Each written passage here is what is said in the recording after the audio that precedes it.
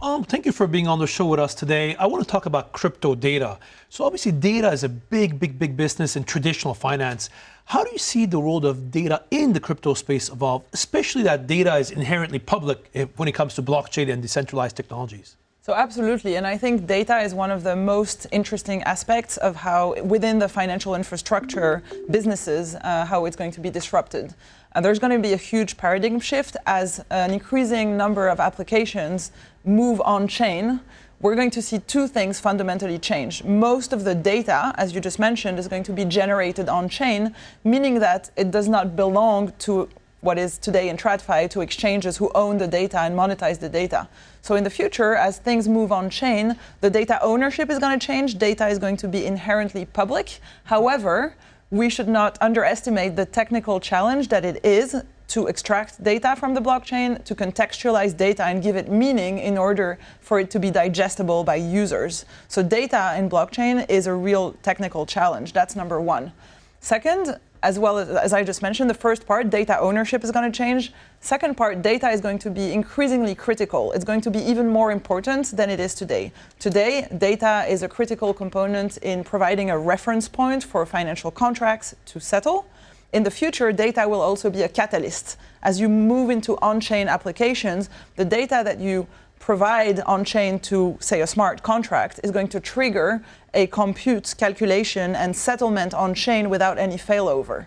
So the importance of data that you bring on-chain is going to be increasingly important. So with the challenges that you just mentioned and this paradigm shift, to what extent does regulation have to evolve as well with it? So regulation, when it comes to data, is already pretty important. So there's a regulatory framework, for example, called benchmark regulation, BMR, and it's a framework that regulates any data provider as long as the data will have a financial impact.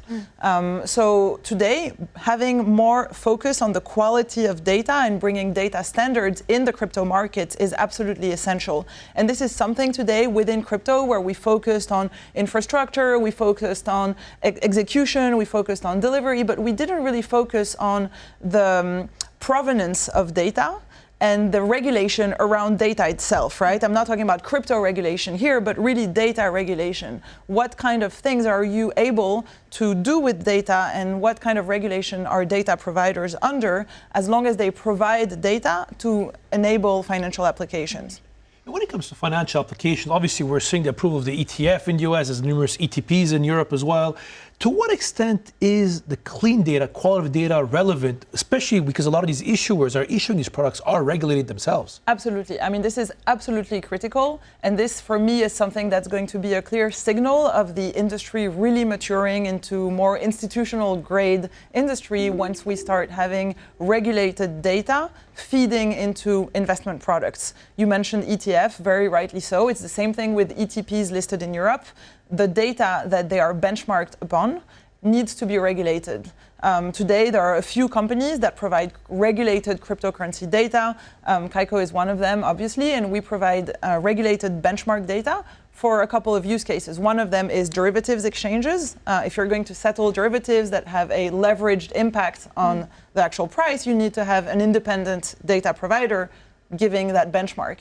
Same thing with ETFs and ETPs. You need an underlying index provider or benchmark provider to be regulated and to treat data like an institution, like traditional capital markets do with other asset class data.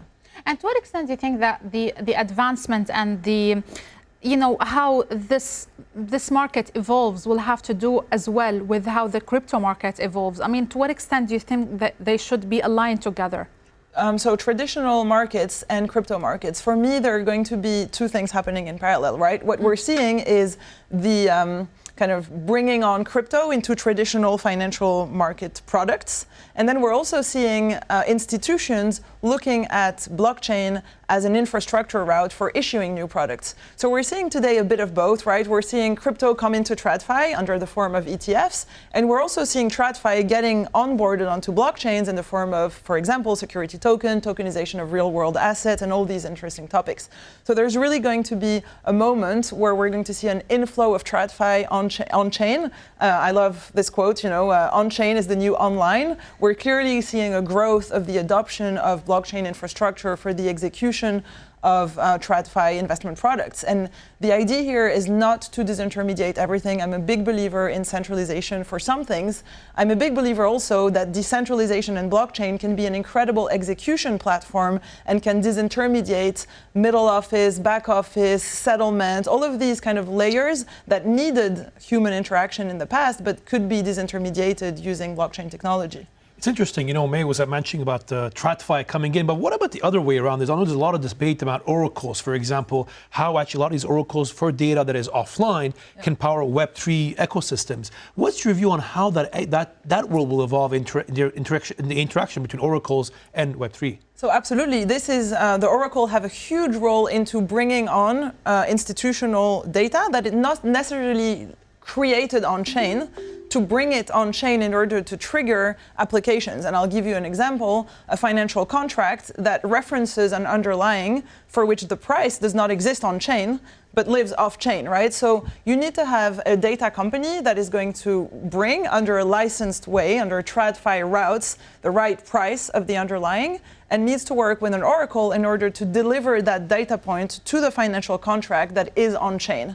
So the oracle is really the infrastructure bridge between TradFi market data or off-chain market data and on-chain decentralized applications. This is going to be a critical part of the on-chain market infrastructure, and that is clearly a new category of market infrastructure player within the future on-chain capital markets industry. And what does that mean for users of Web3, for the future of Web3?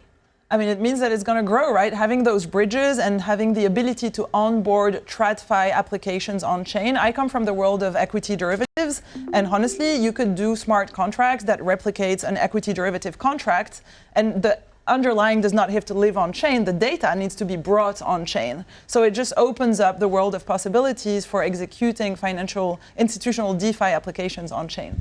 Thank you for being on the Crypto Weekly. It was very interesting, the world of crypto data. Yes. Definitely one area to follow. Thanks for being with us today. Thank you very much.